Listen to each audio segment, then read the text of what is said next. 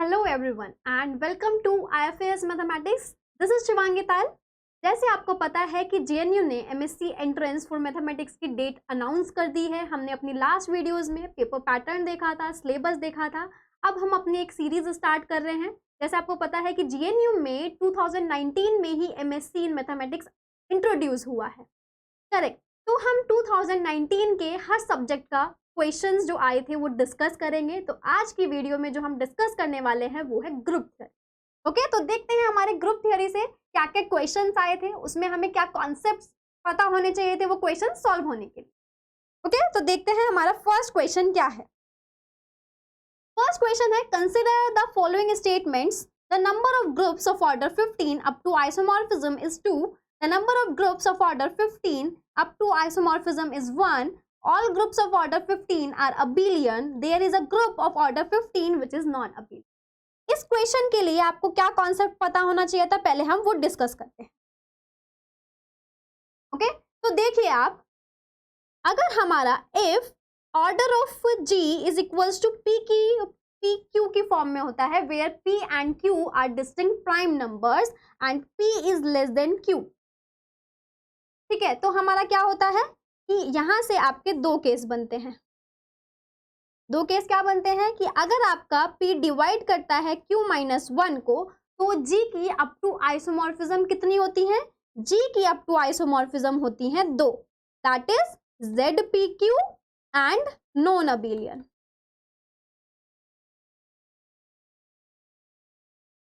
Correct. And if P not divide Q minus 1, then हमारी G की up to isomorphism सिर्फ एक होती है, दैट इज ZP।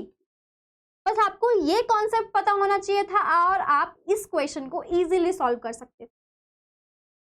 ओके, तो अब हम क्वेश्चन में देखते हैं। हमें जो क्वेश्चन में दिया हुआ है वो ऑर्डर 15 की बात कर रहा है। तो ऑर्डर 15 को हम कैसे लिख सकते हैं? देखो, यहाँ पे जो ऑर्डर ऑफ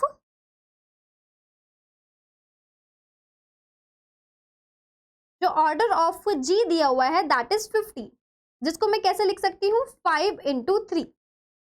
ठीक है, तो यहां से मेरा जो P होगा दैट इज 3 एंड Q क्या होगा? मेरा 5 होगा। तो आप देख सकते हो कि जो P है यहाँ पर नॉट डिवाइड Q माइनस 1 कर रहा है, जैसे 3 नॉट डिवाइड 5 माइनस 1। तो ये कौन सा केस होगा? ये सेकंड केस होगा। तो दिस इम्प्लाई कि G is isomorphic to Z 5 into 3। This imply Z 50। तो हमारी यहाँ से जो अप टू आइसोमॉर्फिज्म आ रही है वो सिर्फ एक आ रही है, उसके अलावा और कोई up to isomorphism of order 15 की पॉसिबल ही नहीं है। एंड वी नो कि Z15 is cyclic and abelian. तो जो भी ग्रुप हमारा ऑर्डर 15 का एग्जिस्ट कर रहा होगा वो हमेशा अबेलियन होगा, साइक्लिक होगा। ओके, तो जैसे क्वेश्चन में बोला गया है, अब हम क्वेश्चन को रीड करते हैं। S1, the number of groups of order 15 up to isomorphism is 2। अभी तो हमने डिस्कस किया कि जब हमारा order of G is equals to PQ की फॉर्म में होगा and P not divide Q minus 1, then हमारी अप टू आइसोमॉर्फिज्म कितनी होगी? सिर्फ एक होगी, which is abelian and cyclic. तो हमारा फर्स्ट जो S1 है that is not correct. Second, the number of groups of order 15 up to isomorphism is 1, that's correct, क्योंकि अभी हमने देखा वो अप टू आइसोमॉर्फिज्म क्या थी? ZPQ थी। तो second option is correct. Third है, all groups of order 15 are abelian. 15 order का सिर्फ एक ग्रुप एग्जिस्ट कर रहा है, अप टू आइसोमॉर्फिज्म सिर्फ एक है, that is Z15, correct, which is cyclic and abelian. तो हमारा S3 भी करेक्ट हो गया। नेक्स्ट है, there is a group of order 15 which is non abelian. No, क्योंकि हमारा 15 ऑर्डर की सिर्फ एक अप टू आइसोमॉर्फिज्म है Z15 और Z15 is abelian and cyclic. तो हमारा कोई भी नॉन अबेलियन 15 ऑर्डर की एग्जिस्ट नहीं करेगी। तो हमारा S4 भी रॉन्ग हो गया। तो बस हमें क्या सिलेक्ट करना है कि S2 S3 ही करेक्ट है। तो ऐसा किस ऑप्शन में दिया हुआ है? तो ऐसा हमारा C ऑप्शन में दिया हुआ है, only S2 and S3 are correct. Okay, next question देखते हैं। नेक्स्ट क्वेश्चन दिया हुआ है, consider the permutation sigma this in S7 then order of sigma of equals. अब इसके लिए आपको क्या कॉन्सेप्ट की जरूरत होगी? देखो, आप यहां से देखो कि अगर sigma is equals to C1 C2 up to CK होता है and these are the distinct cycles, तो अगर मुझे ऑर्डर ऑफ सिग्मा निकालना होता है तो मैं यहाँ से कैसे लिखती हूँ, LCM of length of C1, length of C2 up to length of CK। But यहाँ पे जो ये परमुटेशन दी हुई है दैट्स नॉट डिस्टिंक्ट परमुटेशन। क्यों? क्योंकि देखो 1 2 है, 3 4, यहाँ पर भी 4 आ रहा है, यहाँ पर भी 4 आ रहा है। ओके, 1 यहाँ पर, 1 2 यहाँ पर भी है, यहाँ पर भी है, तो यहाँ पर ये डिस्टिंक्ट नहीं है। हम यहाँ पर डायरेक्ट एलसीएम नहीं ले सकते, तो पहले हमें क्या करना पड़ेगा, इसको डिस्टिंक्ट फॉर्म में बनाना पड़ेगा। तो क्या करना होगा, देखो सिग्मा इज इक्वल्स टू, अब हम इमेजेस निकालते हैं। यहाँ से देखो 1 हमारा किस पे जा रहा है, 2 पे जा रहा है। देन इस वाली परमुटेशन में जो है हमें साइकिल दी हुई है, इसमें 2 कहाँ पर जा रहा है, 2 सेल्फ मैप हो रहा है। ठीक है, तो यहाँ पर 2 2 पे जा रहा है, यहाँ पर भी 2 2 पे जा रहा है, एंड देन यहाँ पे 2 1 पे जा रहा है। सो दिस इम्प्लाई 1 1 पे जाएगा। अब हम बात करते हैं 2 की बात करते हैं। यहाँ पर देखो आप 2 किस पे जा रहा है, 3 पे जा रहा है। इस वाले साइकिल में 3 3 पर मैप कर रहा है, इस वाले साइकिल में 3 4 पे मैप कर रहा है, और इस वाली साइकिल में 4 हमारा 4 पे मैप कर रहा है। तो आपका 2 कहाँ पे चला जाएगा, 4 पे चला जाएगा। करेक्ट। अब देखो इस वाली साइकिल में हमारा 4 4 पे मैप कर रहा है, देन इस वाली साइकिल में 4 कहाँ पे मैप कर रहा है, 5 पे मैप कर रहा है। करेक्ट, यहाँ पे 5 5 पे मैप कर रहा है, यहाँ पर भी 5 5 पे मैप कर रहा है। दिस इम्प्लाई 4 किस पे मैप करेगा, 5 पे।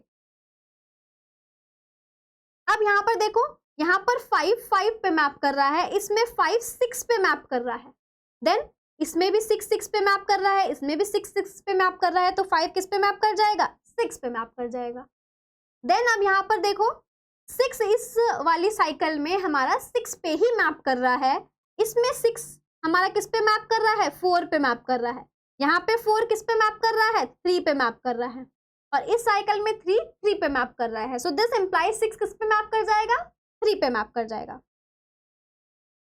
अब देखो यहाँ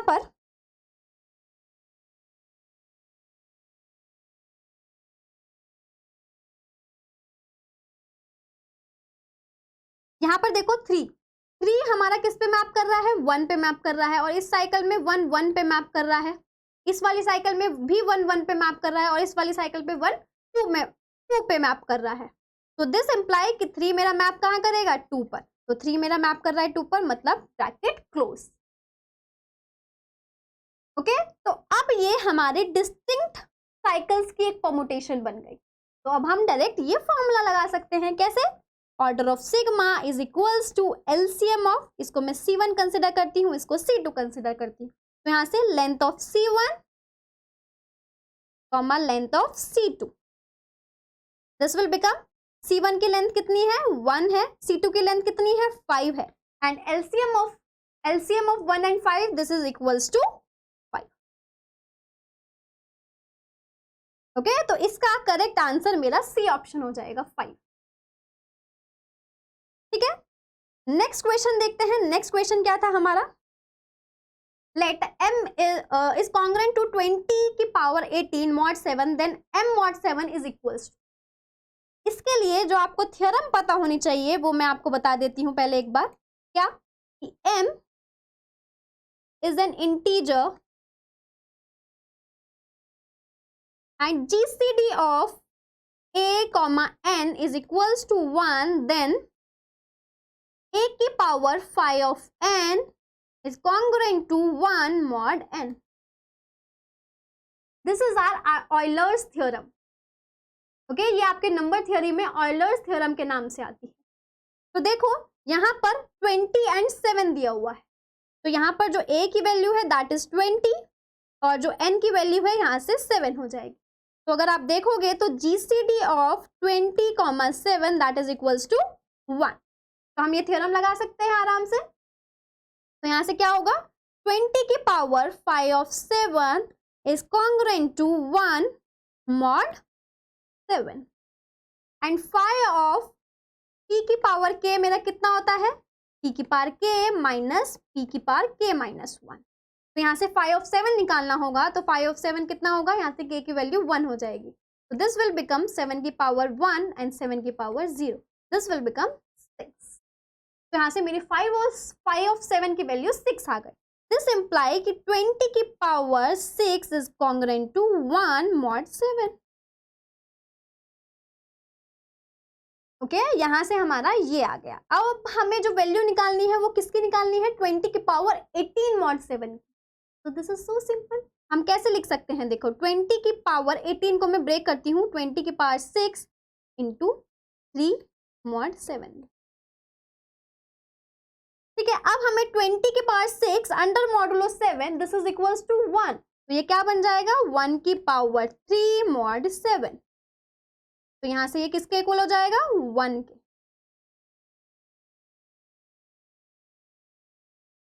तो यहां से जो m की वैल्यू आ जाएगी that is equals to 1 under mod 7। तो यहां से हमारा कौन सा करेक्ट ऑप्शन होगा, सी ऑप्शन।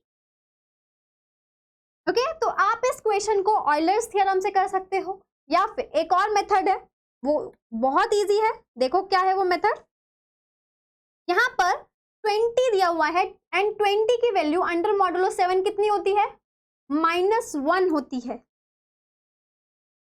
करेक्ट, आपको बस एक मॉडुलो की सारी प्रॉपर्टीज पता होनी चाहिए और आप इस क्वेश्चन को इजीली सॉल्व कर सकते थे बिना किसी थ्योरम के। देखो मैं बताती हूँ, यहां से आपको पता होगा कि अगर -a is congruent to n-a mod n के इक्वल होता है। ठीक है, तो यहां से जो मेरा -1 होगा that is congruent to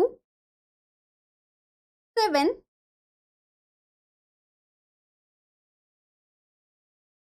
okay तो यहां से 7 - 1 under modulo 7 this will become congruent to 6 modulo 7।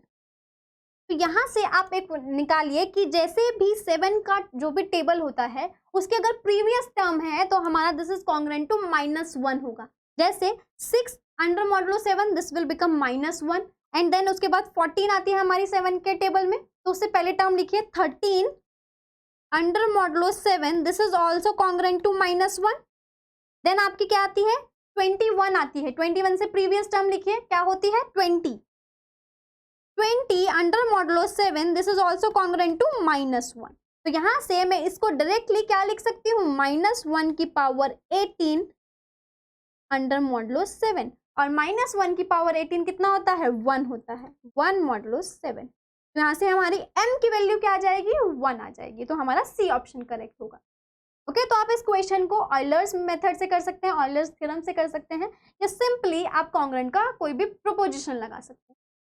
Okay तो लास्ट क्वेश्चन देखते हैं। हमारे ग्रुप थ्योरी से 4 ही क्वेश्चन आए थे, तो ये क्वेश्चन देखते हैं। देखो 2 क्वेश्चन हमारे सेम कॉन्सेप्ट पर आए हैं। जो मैंने अभी आपको फर्स्ट क्वेश्चन में कॉन्सेप्ट बताया था order of G is equals to P Q वाला, वही कॉन्सेप्ट हमारा क्वेश्चन नंबर 4 में लगा है। तो अगर आपको order of G equals to P Q है when P is less than Q, अगर पी डिवाइड कर रहा है क्यू -1 से, तो हमारा अप टू आइसोमॉर्फिज्म कितनी एग्जिस्ट करेंगी, 2। कौन कौन सी, ZPQ एंड नॉन अबेलियन। और अगर मेरा P नॉट डिवाइड Q -1 होगा तो अप टू आइसोमॉर्फिज्म कितनी होगी, सिर्फ 1 होगी, दैट इज ZPQ। तो यह वही थ्योरम हमारी यहाँ पर लगेगी। तो देखो आप यहाँ से हमें जो ऑर्डर दिया हुआ है वो 14 दिया हुआ है और 26 दिया हुआ है। 2 ऑर्डर की हमें यहाँ पर बात करनी है और ये देखोगे आप, हम इसको ब्रेक कर सकते हैं PQ की फॉर्म में। ठीक है, PQ याद रखना हमारा क्या है, डिस्टिंक्ट प्राइम नंबर्स है। तो आप देखो अगर हमारा order of G is equals to 14 दिया हुआ है that is equals to 2 into 7। Okay तो यहाँ से मेरा क्या बन रहा है, P मेरा 2 बन रहा है एंड Q इक्वल्स टू 7 बन रहा है। तो आप देखोगे यहाँ से मेरा P डिवाइड कर रहा है Q -1 को। P क्या है, 2 है एंड डिवाइड 7 -1 दैट इज 6। तो दिस इज करेक्ट। तो दिस एम्प्लाई कि यहाँ से G की अप टू आइसोमॉर्फिज्म कौन कौन सी होगी, 2 होगी। कौन सी, Z14 and non abelian. In fact हमें नॉन अबेलियन भी पता है यहाँ से कौन सा होगा, क्या होगा, P7। ठीक है, तो यहाँ से अगर order of G equals to 14 है तो आपकी अप टू आइसोमॉर्फिज्म कितनी होंगी, 2 होंगी। तो देखो फर्स्ट ऑप्शन हमारा करेक्ट हो जाएगा, बी ऑप्शन भी रॉन्ग होगा एंड डी ऑप्शन भी रॉन्ग होगा।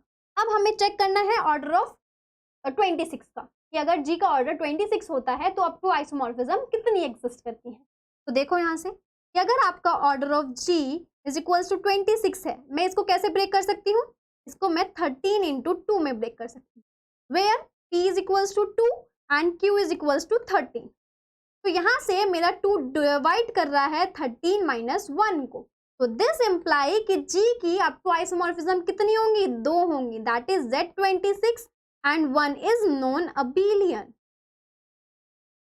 और हमें ऑप्शन में मेंशन क्या किया हुआ है कि the number of groups of order 26 up to isomorphism is only 1।